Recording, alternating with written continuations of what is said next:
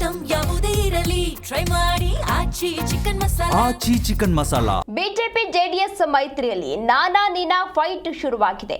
ದೋಸ್ತಿ ನಾಯಕರ ನಡುವೆ ಬಿಕ್ಕಟ್ಟು ಶುರುವಾಗಿದೆ. ಬಿಜೆಪಿ ಜೆಡಿಎಸ್ ಮೈತ್ರಿ ನಾಯಕರಿಗೆ ಹಾಸನ ಮಂಡ್ಯ ಟೆನ್ಷನ್ ಶುರುವಾಗಿದೆ. ಬಿಜೆಪಿ ಜೆಡಿಎಸ್ ಮೈತ್ರಿಯಲ್ಲಿ ನಾನಾ ನೀನಾ ಫೈಟ್ ಶುರುವಾಗಿದೆ. ದೋಸ್ತಿ ನಾಯಕರ ನಡುವೆ ಈಗ ಬಿಕ್ಕಟ್ಟು ಶುರುವಾಗಿರುವಂತದ್ದು. ಬಿಜೆಪಿ ಜೆಡಿಎಸ್ ಮೈತ್ರಿ ನಾಯಕರಿಗೆ ಹಾಸನ ಮಂಡ್ಯ ಟೆನ್ಷನ್ ಶುರುವಾಗಿದೆ. ಎರಡೂ ಪಕ್ಷಗಳ ನಾಯಕರ ಮಧ್ಯೆ ಈ ಕಚ್ಚಾಟ ಮಾತ್ರ ಮುಗಿತಾ ಇಲ್ಲ. ಬಿಜೆಪಿ ಜೆಡಿಎಸ್ ಮೈತ್ರಿ ಧರ್ಮದ ವಿರುದ್ಧ ಪ್ರೀತಮ್ ಗೌಡ, ಹಾಸನದ ಮಾಜಿ ಶಾಸಕ ಪ್ರೀತಮ್ ಗೌಡ ಸಿಡಿದೆದ್ದಿದ್ದಾರೆ. ರಾಜ್ಯ ಬಿಜೆಪಿ ಘಟಕಕ್ಕೆ ಮಾಜಿ ಶಾಸಕ ಪ್ರೀತಮ್ ಗೌಡ ದೂರನ್ನ ಸಲ್ಲಿಸಿದ್ದಾರೆ. ಜೆಡಿಎಸ್ ನಾಯಕರಿಂದ ನಮಗೆ ಸಪೋರ್ಟ್ ಸಿಗ್ತಾ ಇಲ್ಲ ಅಂತ ಹೇಳಿ ದೂರನ್ನ ಸಲ್ಲಿಸಿದ್ದಾರೆ ಪ್ರೀತಮ್ ಗೌಡ.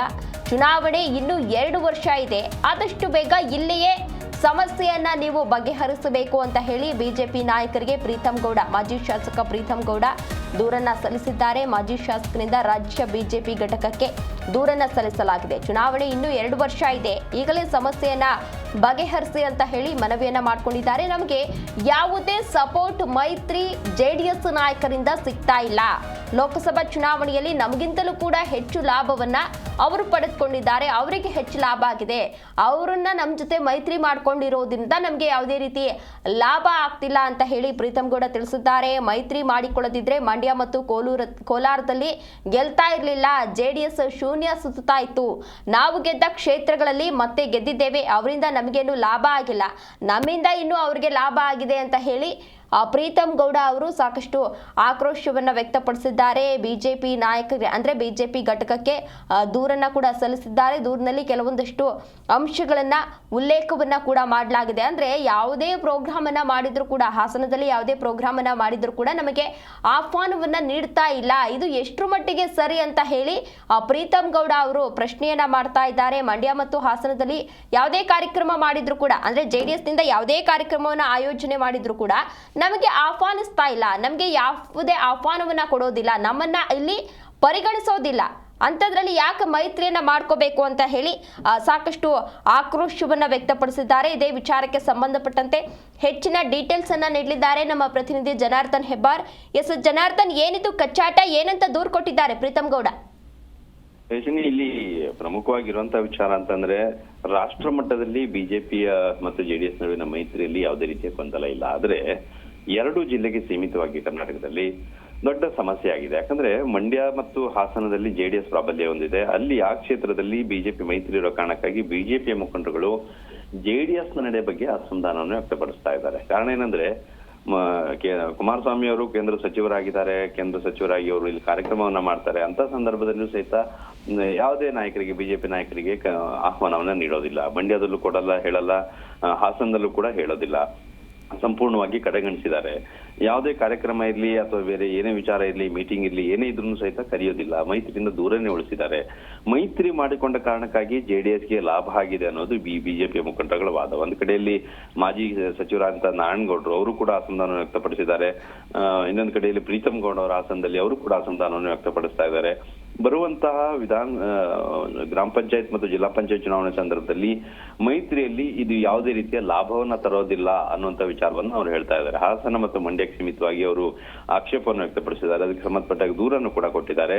ಕುಮಾರಸ್ವಾಮಿ ಅವರಿಗೆ ನಾವು ಅವಕಾಶನ ಮಾಡಿಕೊಟ್ಟಿದ್ದೀವಿ, ಕುಮಾರಸ್ವಾಮಿ ಅವರಿಗೆ ಕ್ಷೇತ್ರವನ್ನ ಬಿಟ್ಕೊಟ್ಟಿದ್ದೀವಿ. ಬಿಜೆಪಿ ಗೆದ್ದಂತಹ ಕ್ಷೇತ್ರವನ್ನೂ ಸಹಿತ ಅಲ್ಲಿ ಜೆಡಿಎಸ್ಗೆ ಬಿಟ್ಕೊಡ್ಲಾಗಿದೆ. ಆದಾಗ್ಯೂ ಅವರು ಈ ರೀತಿಯ ನಡೆಯನ್ನ ತೋರಿಸ್ತಾ ಇದ್ದಾರೆ ಮೈತ್ರಿ ಒಳಗಡೆ. ಇದು ಸರಿಯಲ್ಲ ಅನ್ನೋ ಆಕ್ಷೇಪವನ್ನು ವ್ಯಕ್ತಪಡಿಸ್ತಾ ಇದ್ದಾರೆ. ಕುಮಾರಸ್ವಾಮಿ ಅವರು ತಮ್ಮನ್ನ ತಾವು ತಿದ್ದುಕೋಬೇಕು ಅನ್ನೋ ರೀತಿಯಲ್ಲಿ ಮಾತನ್ನ ಆಡಿದ್ದಾರೆ. ಈ ಬಗ್ಗೆ ಬಿಜೆಪಿ ನಾಯಕರುಗಳಿಗೂ ಸಹಿತ ದೂರನ್ನು ಕೊಟ್ಟಿದ್ದಾರೆ. ನಾರಾಯಣಗೌಡರು ಅಂತೂ ಬಹಿರಂಗವಾಗಿ ಬಿಜೆಪಿ ಕಚೇರಿಯಲ್ಲಿ ಮಾತಾಡಿದ್ದಾರೆ ಕುಮಾರಸ್ವಾಮಿ ಅವರ ನಡೆ ಬಗ್ಗೆ.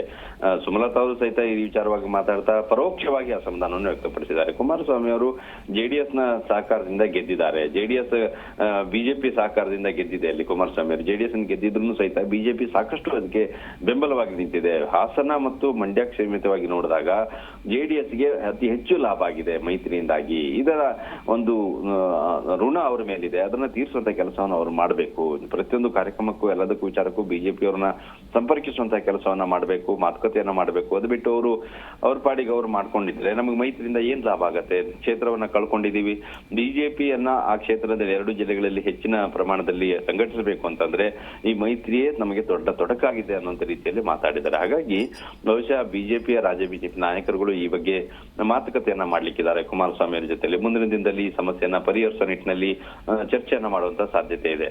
ಇನ್ನೊಂದು ಪ್ರಮುಖ ವಿಚಾರ ಅಂತಂದ್ರೆ ಜೆಡಿಎಸ್ ನಲ್ಲಿ ಮತ್ತು ಬಿಜೆಪಿ ನಡುವಿನ ಅಸಮಾಧಾನಕ್ಕಿಂತ ಹೆಚ್ಚಾಗಿ ಪ್ರೀತಮ್ ಗೌಡ್ರಿಗೂ ಮತ್ತು ಕುಮಾರಸ್ವಾಮಿ ನಡುವಿನ ಅಸಮಾಧಾನವೇ ಜಾಸ್ತಿ ಇದೆ. ಯಾಕಂದ್ರೆ ಕಳೆದ ಚುನಾವಣೆ ಸಂದರ್ಭದಲ್ಲಿ ಅವರು ಮಾತಾಡಿದಂತ ವಿಚಾರಗಳಿದೆ. ವಿಧಾನಸಭಾ ಚುನಾವಣೆ ಸಂದರ್ಭದಲ್ಲಿ ಬಹಳ ಜೆಡಿಎಸ್ ಅನ್ನ ಖಂಡಿಸಿ ಮಾತಾಡ್ತಾ ಇದ್ರು. ಮೂಡಾ ಪಾದಯಾತ್ರೆಯಲ್ಲಿ ಜೆಡಿಎಸ್ ಬಿಜೆಪಿ ಒಟ್ಟಾಗಿ ಹೋಗ್ತಾ ಇದ್ದಾಗಲೂ ಸಹಿತ ಮಂಡ್ಯದಲ್ಲಿ ಹೋಗುವಂತ ಸಂದರ್ಭದಲ್ಲಿ ಪ್ರೀತಮ್ ಗೌಡ್ರ ಮೇಲೆ ಒಂದಷ್ಟು ಆರೋಪಗಳು ಕೇಳ್ಬಂತು. ಅವ್ರನ್ನ ದೂರ ಇಡಬೇಕು ಅನ್ನೋ ಮಾತು ಕೇಳ್ಬಂತು. ಕುಮಾರಸ್ವಾಮಿ ನೇರವಾಗಿ ಪ್ರೀತಮ್ ಗೌಡ್ರನ್ನ ದೂರ ಇಟ್ಟು ಕಾರ್ಯಕ್ರಮ ಮಾಡಬೇಕು ಅನ್ನೋ ಆಗ್ರಹವನ್ನ ಮಾಡ್ತಿದ್ದಾರೆ ಅನ್ನೋ ಮಾತುಗಳು ಕೂಡ ಕೇಳ್ಬಂತು. ಈ ಕಾರಣಕ್ಕಾಗಿ ಅವರಿಬ್ಬರ ನಡುವಿನ ಅಸಮಾಧಾನ ಇದು ಮೈತ್ರಿಗೆ ಧಕ್ಕೆ ತರುವಂತ ರೀತಿಯಲ್ಲಿ ಈಗ ಚರ್ಚೆ ಆಗ್ತಾ ಇದೆ. ಇದನ್ನ ಯಾವ ಮಟ್ಟಿಗೆ ಮಾತುಕತೆಯನ್ನ ಮಾಡಿ ಸರಿಪಡಿಸ್ತಾರೆ ಬಿಜೆಪಿ ನಾಯಕರು ಮತ್ತು ಜೆಡಿಎಸ್ ನಾಯಕರು ಅನ್ನೋದು ಈಗ ಇರುವಂತ ಪ್ರಶ್ನೆ ಆಗಿದೆ. ಒಂದು ವೇಳೆ ಇದು ಸರಿ ಹೋಗದಿದ್ರೆ ಮುಂದಿನ ಯಾವುದೇ ಚುನಾವಣಾ ಸಂದರ್ಭದಲ್ಲಿ ಆ 2 ಜಿಲ್ಲೆಗಳ ಮೇಲೆ ಪರಿಣಾಮ ಬೀರುವಂತ ಸಾಧ್ಯತೆ ಇರುತ್ತೆ. ಈ ಕಾರಣಕ್ಕಾಗಿ ಮಾತುಕತೆಯನ್ನ ಯಾವ ರೀತಿಯಲ್ಲಿ ಮಾಡ್ತಾರೆ ಅನ್ನುವಂಥದ್ದು ಈಗ ಇರುವ ಕುತೂಹಲ. ಇದರ ಜೊತೆಯಲ್ಲಿ ಪ್ರೀತಮ್ ಗೌಡರು ನಡ್ಕೊಳ್ಳುವಂತ ರೀತಿಯನ್ನ ನೋಡಿದ್ರೆ ಅವರು ಬಿಜೆಪಿಯನ್ನ ಬಿಟ್ಟು ಕಾಂಗ್ರೆಸ್ಗೆ ಹೋಗ್ತಾರೆ ಅನ್ನೋ ಮಾತು ಕೂಡ ಕೇಳಿ ಬರ್ತಾ ಇದೆ. ಹೀಗಾಗಿ ಎಲ್ಲವನ್ನೂ ಕೂಡ ಸರಿಪಡಿಸಬೇಕು ಅಂದ್ರೆ ಮಾತುಕತೆಯನ್ನ ಮಾಡಬೇಕಾಗಿದೆ. ಕೂತ್ಕೊಂಡು ಮಾತುಕತೆ ಮಾಡಿ ವಿಜೇಂದ್ರ ಅವರು, ಅಶೋಕ್ ಅವರು ಮತ್ತೆ ಕುಮಾರಸ್ವಾಮಿ ಇವರೆಲ್ಲರೂ ಸಹಿತ ಕೂತ್ಕೊಂಡು ಮಾತುಕತೆಯನ್ನ ಮಾಡಿದ್ರೆ ಸಮಸ್ಯೆಯನ್ನ ಪರಿಹರಿಸುವಂತ ಸಾಧ್ಯತೆ ಇದೆ. ಇಲ್ಲೇ ಹೋದ್ರೆ ಜೆಡಿಎಸ್ ಮತ್ತು ಬಿಜೆಪಿ ಮೈತ್ರಿಯಲ್ಲಿ ಈ 2 ಜಿಲ್ಲೆಯಲ್ಲಿ ದೊಡ್ಡ ತೊಡಕಾಗಿ ಪರಿಣಮಿಸುವಂತ ಸಾಧ್ಯತೆ ಹೆಚ್ಚಾಗಿ ಕಾಣಿಸ್ತಾ ಇದೆ. ತೇಜಸ್ವಿನಿ. ಓಕೆ, ಧನ್ಯವಾದ ಜನಾರ್ದನ್ ಹೆಬ್ಬಾರ್ ತಮ್ಮೆಲ್ಲ ಡೀಟೇಲ್ಸ್ಗಾಗಿ.